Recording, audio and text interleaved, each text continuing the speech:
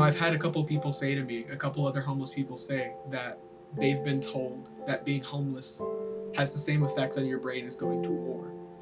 It leaves you with the same level of PTSD, and I didn't believe it until I slept somewhere that wasn't my car.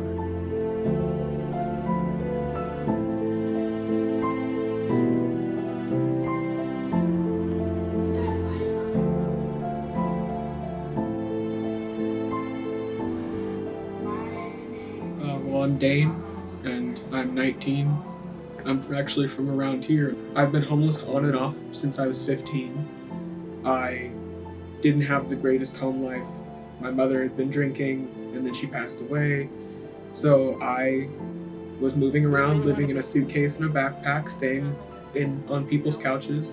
Things got rough. I ended up having to run, and that is how I found Sisu. If it was not for this place, I would have ended up in a really, really bad situation.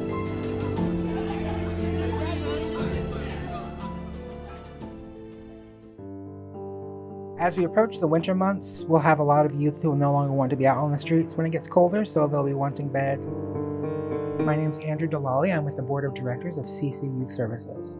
CC Youth Services is an emergency overnight shelter and drop-in center for at-risk youth. We serve ages 14 to 22 for emergency shelter, and those services are available to youth losing their housing or just prefer not to be in a shelter. It was kind of surreal because like 3 hours before we were here, we had an apartment. I was working as an electrician and we just ran out of work, but I didn't have any money coming in to support my apartment, and so I ended up homeless. So Sisu provided us not only with a shelter, but it made us feel safe. Honestly, it was whenever I started really paying attention and really seeking mental health services. My mental health has always been something I've battled, but I'd never really taken it as seriously as I need to. At this point in time, I'm going to therapy weekly, I'm taking medication weekly, or daily, honestly, and I'm speaking with case managers weekly.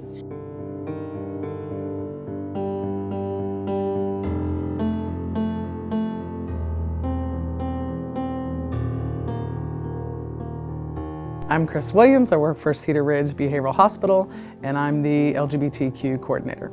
Being LGBTQ is not something that you need to be fixed from. And so we're not broken, but we live in a society that does try to break us. And what that does is that it creates high anxiety within our people, high depression rates within our people, which then can translate into high suicide rates. So we know that youth, LGBTQ youth, or LGB youth are 4 times to 5 times more likely to attempt suicide, and trans youth are 8 times more likely to attempt suicide than their straight peers. So that's an epidemic as far as I'm concerned. I haven't always been a big fan of therapy. I am in therapy now, which I wish I would have taken the help when I was here before, because it puts a very heavy cloud over you being out in the street and being, especially with the extra fear of not being straight and it being very obvious that I'm not straight and that I'm a queer trans man. So by not accepting the help, I think I caused myself a lot of issues. Something that's really important to me, and it's a big reason that I'm very out as transgender and I'm very out as queer, is because there's a lot of people who don't feel comfortable being out, who don't feel comfortable talking about the fact that they're homeless.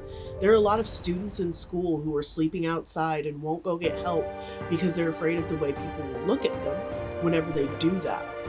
Maybe because of seeing me, a kid feels comfortable telling his teacher that he's sleeping on the streets, or telling his teacher that the reason he doesn't have money for lunch is because he's homeless, you know? I want to be the reason that somebody feels comfortable reaching out to homeless people in their life.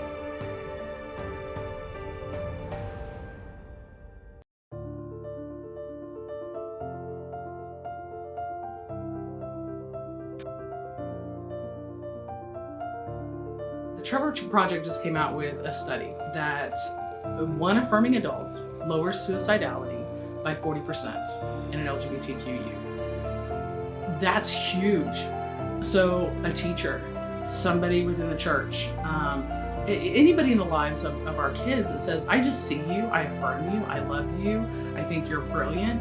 You are literally saving people's lives. Why wouldn't you do that? Being able to come here and hear Dane. When I first started staying here, I came from a family that was really, really not accepting. And I had to hear my dead name so much and so often. And I came in and they asked me what my name was and I didn't have to say that name. It got to get left at the door. And from spending all of my time feeling like I wanted to die because I was under that name, and then coming here with people who don't know me and respecting me anyway, it does. I do think that that little bit of kindness, that little bit of care and consideration really can change somebody's life. When you give a child and their family a sense of community and role models and people that they can access to receive these resources that they need, it's life-saving, life-changing experiences, relationships that children turn into doctors and physical therapists and recreational therapists. I might be talking about some that are coming up right now, or in academia, or a clerk at a store. You know, tax-paying citizens that have their problems just like everybody else, but have a sense of positive identity.